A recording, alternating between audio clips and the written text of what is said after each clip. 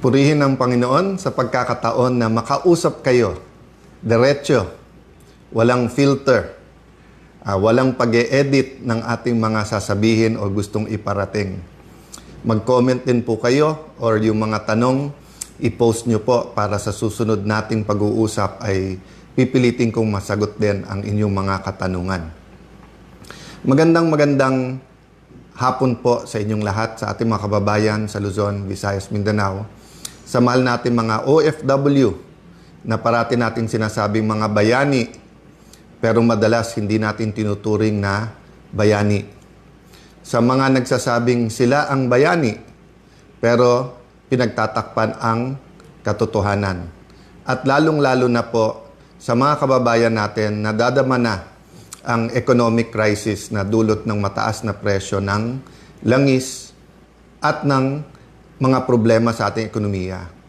Today, I want to talk about and inform you about 4 newsworthy items, the Blue Ribbon Committee, its mission, at nasaan tayo ngayon. Pangalawa po, yung special session. Pangatlo po, yung final ng petition ng grupo sa Supreme Court. At yung 4 po, yung kung naka-martial law na po ba sa Senado or yung Senate lockdown na kahit ayaw nilang tawagin na ito'y isang lockdown. So, let me start po with a story in the Bible that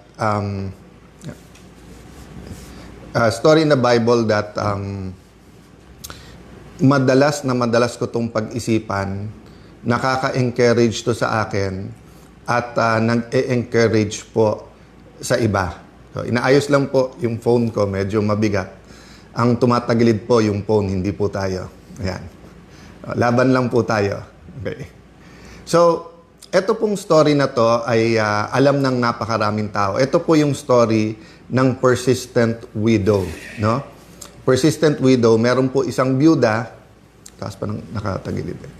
So, may isa pong byuda, hindi po nakalagay sa Bible kung ano ang naging problema niya or what injustice she suffered. Pero ang nangyari po dito ay sinasabi na pinupuntahan niya po yung judge, pero hindi po siya binibigyan ng justice. So kumbaga ho, sa salita natin ngayon, kinukulit niya po ang judge. Pupuntahan sa opisina, pupuntahan sa bahay, hanggang dumating po yung punto na ang sinabi po ng judge sa kanya is, hindi ako takot sa Diyos, hindi ako takot sa tao. So, isipin niyo po, ang isang tao na magsabing wala siyang takot sa Diyos, ha? Wala siyang takot sa Diyos. Tapos sabihin niya, hindi rin siya takot sa tao. Ibig sabihin po, or walang kinakatakutan na tao, meaning, ganun siya kasiga. Pero, bagaman ganun siya kasiga, ay pinakinggan niya po yung byuda, yung persistent widow, at tinanong niya, ano bang gusto mo? So, sabi niya, hindi man siga man ako, wala akong kinakatakutan, pero, sa kulit mo, ano bang gusto mo? At ang sabi po ng byuda, give me justice. And the Bible says, what more ang Panginoon na nagmamahal sa iyo? Hindi ka ba bibigyan ng justice kung parati kang nagdadasal, kung parati kang kumikilos, at hiningi ang hustisya? So, justice and social justice ang problema ng ating bansa. Ako'y naniniwala, katulad ng problema, ang sinisimulan po kasi ang hustisya o pagbigay ng hustisya sa katotohanan. Pag walang katotohanan, hindi dadating ang justice. Ganon din sa social justice po. If we will deny that many of our kababayans are suffering, if we deny na yung bilyon-bilyon or abot ng trilyon na ninakaw does not affect our economy, does not affect rural areas, does not affect Filipino families, does not affect children who are in danger of stunting, pag dininay po natin lahat to, walang magiging justice. So, I'd like to encourage everyone in your own way, whether it's prayers, whether posting in your social media, whether it's encouraging your barkada, talk about entertainment, talk about good things, but also talk about what kind of Philippines you want. What kind of government do you deserve? What kind of environment should your children have in school? Ngayon, half day na lang yung mga pasok, di ba? Nag-K to 12 tayo, napakamahal para sa ordinaryong tao yung additional 2 years. Pero nakikita sa mga study, half day lang po kasi. So hindi rin po umaabot ng 12 years ang education ng ating mga anak. So that's a different topic, but what I want to say is that number one, we need persistence. So persistence for what? For purpose. Purpose. Kailangan sa lahat, purpose-driven tayo. That's a reminder to me because this year, so 1992 po ako nagsimula sa gobyerno. So 26 plus 8, 34 years. Many times in my career in public service, in my journey, I've been such an activist and really joined movements like we have now na magkaroon ng tunay na pagbabago. Many times naman, more intellectual ang laban, minsan sa kalye ang laban, minsan more debate. Kaya nga minsan parang sinasabi, mabait ka rin pala Alan, o kaya sinasabi na wala tayong inaaway ngayon. So, different times, different seasons.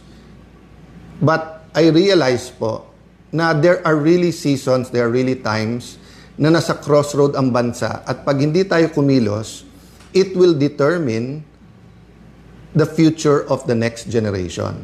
Para din po yung mga Hudyo or yung Israelis who were in the desert, 40 years instead of 2 weeks na paglalakbay. So will we, after EDSA 1, 1986, ngayon 2026, 40 years later, will we continue to wander in the desert or will we enter the promised land? For me, the promised land is a powerful, prosperous Filipino. The empowered Filipino, napakayaman ng ating bansa. Pero dahil talamak ang corruption, dahil mali ang mga public policies, iilan lang yung yumayaman. Hindi po completely true to say mahirap ang Pilipino. Hindi po. Karamihan ng Pilipino ay mahirap. Kaya nga may mahigit 10 milyon na kailangan pang umalis ng bansa para humanap lang ng trabaho, mabuhay ang pamilya. Pero meron pong iilan. Kung tutuusin ko, sabihin mong 1%, marami din yon, 1 million. But siguro may maybe 50 families that basically control everything. And I will not say that they're the problem, but I will say that we should have thousands, 100,000 or millions of families who semi-control our economy together. Hindi yung 50 o 100 lang at yung ekonomiya at politika magkadikit to. So problema, pagka naging corrupt yung isa, damay-damay na, sama-sama na. No? So we have to be persistent in fighting corruption, but there are times in history na meron pong talagang shaking, no? Ibig sabihin po, yung gulo o yung disruption, may kasama po itong dapat na repentance at revival, no? So hindi to ordinaryong parang, oy, may corruption dito sa isang ospital na to, palitan yung accountant, ayusin yung sistema. Oy, sa bidding ng ganito, medyo masama yung sistema, tanggalin na yung back na yan or ipakowe. Hindi po eh. We're talking about an environment and system of persistent corruption in our country. So nung nangyari yung flood control, tinanong natin sa ating sarili, dapat ba magbago to? That's why nagkaroon ng ICI, nagkaroon po ng Blue Ribbon Committee. Ang problema po na manipulate, di ba? Kaya that's one reason na galit si Senator Lacson at kung ano-ano sinasabi.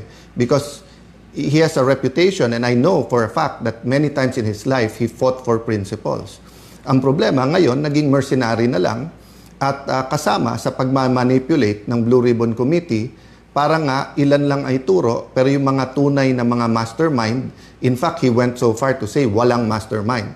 But pakonti-konti, lumalabas na ngayon yung totoo at lalabas din po kung sino yung mga kasama niya na nagmanipulate po nito.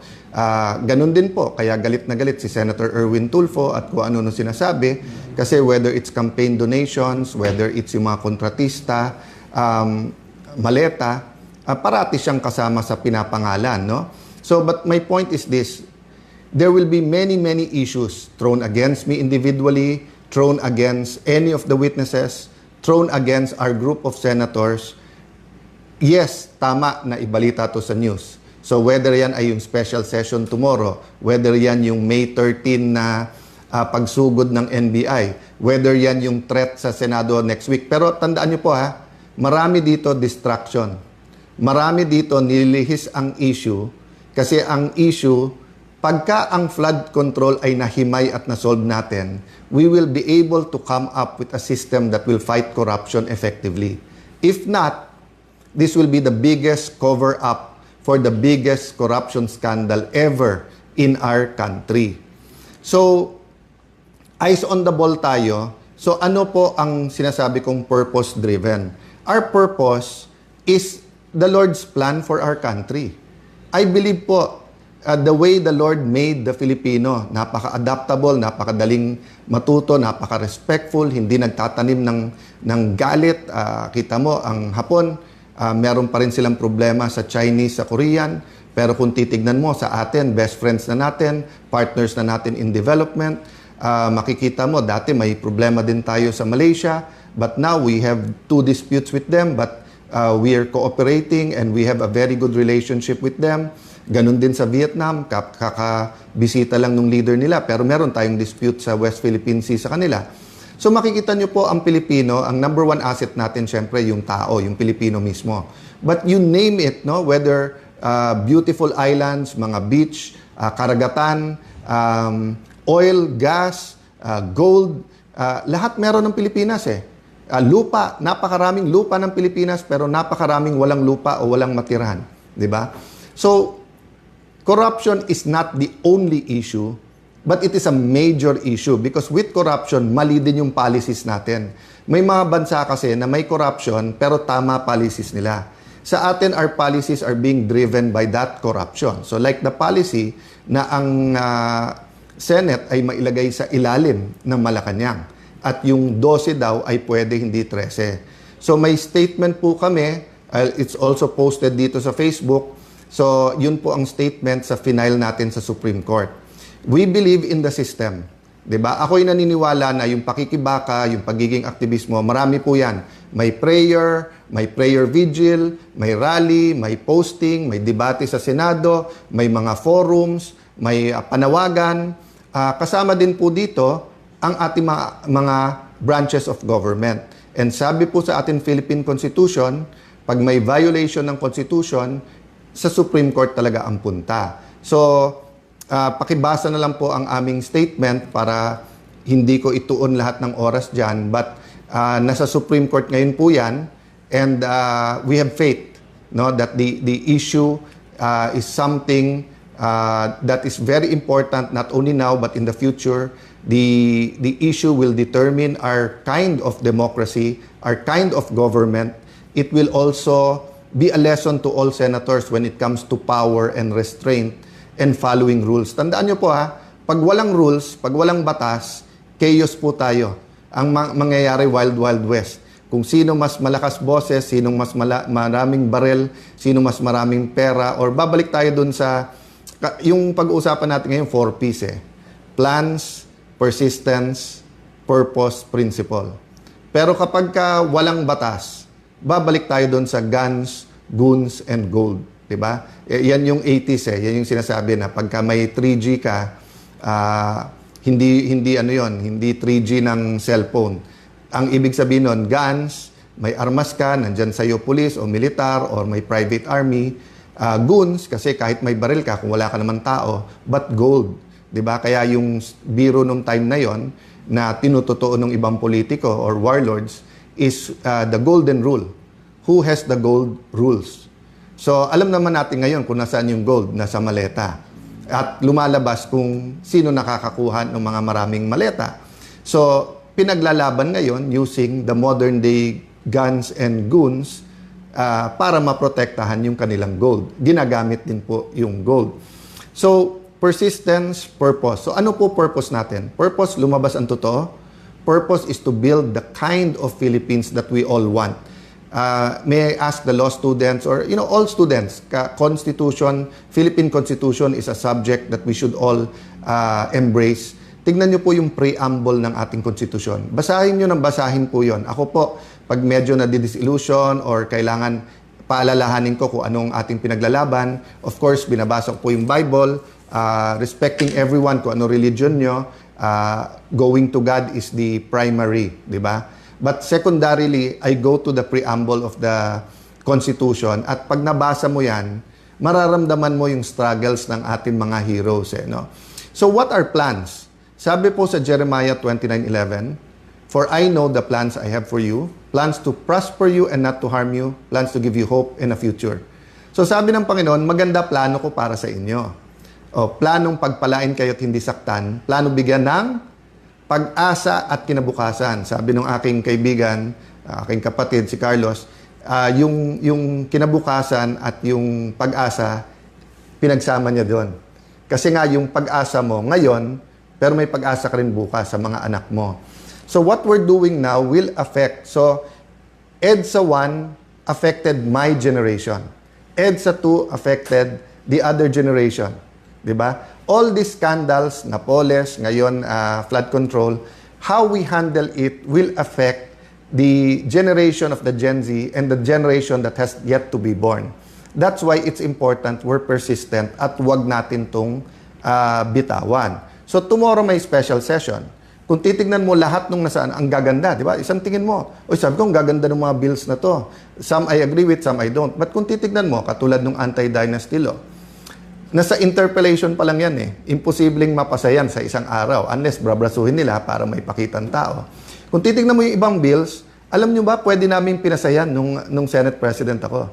Pero hindi naglagay ng members sa committee yung nagsasabing sila na majority ngayon, yung 11 na naging 12. So, yung sinasabi nila na mga generals, and ako yung humingi ng apology sa kanila, naipit sila sa mga to, alam nyo, nung nag-adjourn sinidi sila ng Wednesday, pwede silang mag-session hanggang Friday kung naniniwala talaga sila na yung 12 nila ay may quorum.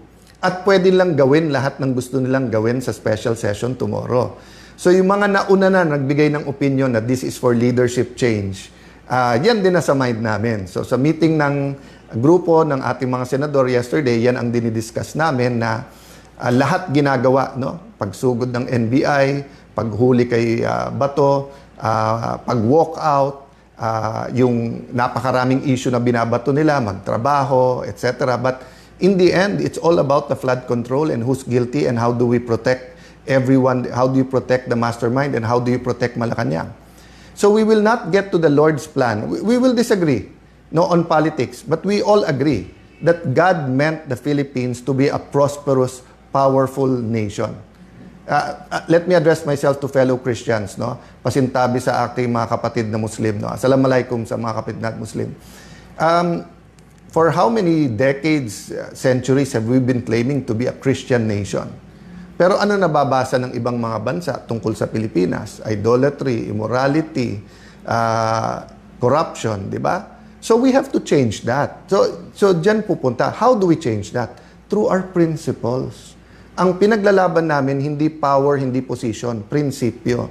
So, kung 13 na sa kanila, congratulations. We know how you got it, sa pananakot, panunuhol, sasabihin, ikukulong. But sabi namin na anytime na 13 kayo, kayo na mamuno. Pero hindi magbabago principle namin. Kaya ang tanong ko, kung makukuha nyo yung 13, buburahin na naman natin yung flood control or IFRO front and center natin to. Lahat, kinukuyog nyo buong Pilipinas na magkaroon ng impartial na impeachment. Pero ayon yung hindi kayo ang mag-preside. Ayaw nyo na ang numero ay 24. Binabago-bago nyo. Pinost ni Senator Win, tapos tinanggal. Tapos ngayon ay sinasabi ni Senator Win, hindi, talagang 1624. Tapos sinasabi ng ibang prosecutors, hindi. Supreme Court lang pwede magsabi. Whether yan ay congressmen and women prosecutors o yung private court. Ginugulo na po nila kasi kasunod yan chacha. From the start po, di ba, sabi namin, eyes on the ball. Control, chacha, pag whitewash, para nga ma-extend yung term. Sana mali ako. Sana mali. Pero sa ginagawa, tignan niyo po sa Senate, paulit-ulit siya, magtrabaho, walang drama. Pag upo pa lang nila, pinauwi. Nagbigay lang ako notice na Thursday may Blue Ribbon Committee hearing sa Session Hall, biglang may threat na daw. Pero hindi ma-confirm ng ibang security forces. Pero bukas sa session, pwede nang ulit gamitin at pwede tayong lahat. Pero today and yesterday, bawal na ang mga senador may bisita. So hindi ba lockdown din yon? Paulit-ulit sila, bantayan daw ako, baka daw padlocking ko yung Senado. Basically, pinadlock na nila eh. 'Di ba? Na sila na nagde-determine sinong pwedeng pumasok o hindi. Simpleng kapitan, simpleng konsehal.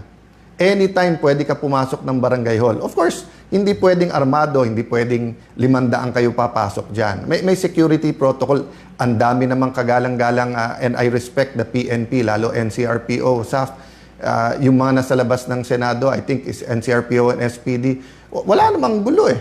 Kung may nagrarally, peaceful naman sila doon. Kung may konting gulo, naayos. Pero bakit ganun na ang Senado? Because they're sending the message, huwag kayong lumaban sa amin. Pag lumabang kayo, kaso, kulong, hopefully walang patayan. But allow me to say all of this because we never know what the future... I have faith. I'm walking by faith, not by sight. I do believe ang mga witnesses may ilalabas pa tong lahat. But we have to tell you, di ba? One, we have to be persistent. Number two, what we're fighting for is nothing less than the kind of government we want, the kind of Philippines we want, the environment that we want to have. Do you want a healthy environment where students can study, where Filipinos are healthy, when hindi na kailangan mag-abroad? Kaya po yan kung tanggalin natin yung massive corruption. Pero kung mangyayari po ngayon ay takot lang. So, tinatakot lahat. Okay? Pag lumabas yung masterminds, baka maging presidente si VP Sara. No? Nakailan laban na po tayo in the past. Ang panakot parati, sinong vice president? Or during martial law, tinanggal ang vice president. Pag tinanggal daw si FM Senior, baka magkagulo. So, magulo na po. Magulo na, nagkakagulo na sa corruption. Hindi magulo sa kalye. Pero magulo ang sistema natin, kaya maraming kailangan umalis ng Pilipinas para maghanap ng trabaho. Maraming nagugutom dahil magulo ang pagnanakaw sa ating bansa. Ang kailangan ayusin ay mawala ang pagnanakaw. Hindi yung ayusin yung pagnanakaw na yun ang ginagawa ngayon. So, nung sinabing magulo kasi sa pagnanakaw, ayusin pagnanakaw, ayusin natin, tahimik, sino lang, tama lang, medium-size maleta lang. Hindi po. We have to change all of that and we have that opportunity. So, let me sum it up, no? The Blue Ribbon Committee, habang yan po ay legitimately under sa grupo, we will support Senator Dante Marcoleta. He is under much pressure. Baka nga kasuhan na daw, baka labasan na ng warrant of arrest. Hindi niya magamit yung session hall or and then yung coordination sa labas, napakahirap po. Witnesses, be strong, be steady in any way you can. Tell your story because you never know if you'll have the opportunity or not. Special session, we continue to discuss but obvious sa amin, ang target dito ay kunin ang Blue Ribbon Committee at i-secure yung Senate presidency. Actually, pinag-usapan namin ng grupo, kunin na nila lahat, Senate presidency, lahat ng committees. Pero kung sincere sila, iwan sa atin yung Blue Ribbon Committee para ang buong katotohanan. Mag-attend sila. Hindi naman natin gusto ng hearing na isang side lang nandun, pero hindi bibigay. Supreme Court, pray that it will be taken up. Pray for all the justices.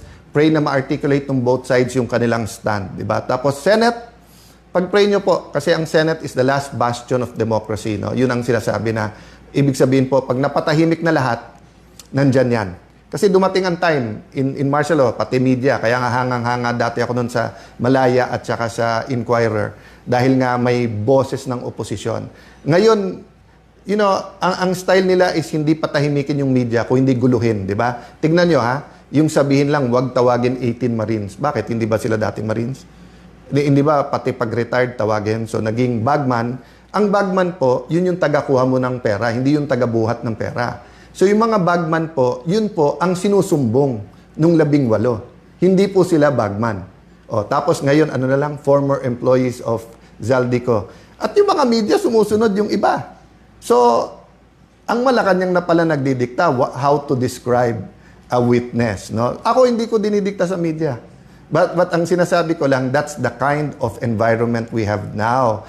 That the anti-corruption forces can only rely on truth.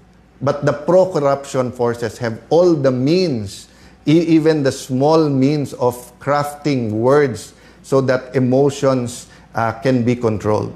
So, ito po ang inyong lingkod, si Kuya Alan. Hindi ko na sabihin senador, hindi ko na po sasabihin Senate President, whatever, kasi yung posisyon, baliwala sa akin yon. Pero gusto ko pong maging kuya, kasi ang kuya po, pinoprotektahan yung mga kapatid. Ang kuya po, sinasandalan din ni tatay at ni nanay para tumulong din sa pamilya. Si kuya, pwede mong katukin kahit anong oras. So, I draw inspiration also from my colleagues and allies in the 12. Marami pong pagsubok ang bawat isa, whether it's health issues, whether it's yung kaso, etc. So pag-pray nyo po kami. But yun nga po, let me affirm my faith in our system, in our constitution, in the Supreme Court, and first and foremost, no, in the God that I believe is alive. So again, we will update you. Please read the statement, and I think the petition should be made available usually after a few days. Pinopost yan ng Supreme Court. God bless you po.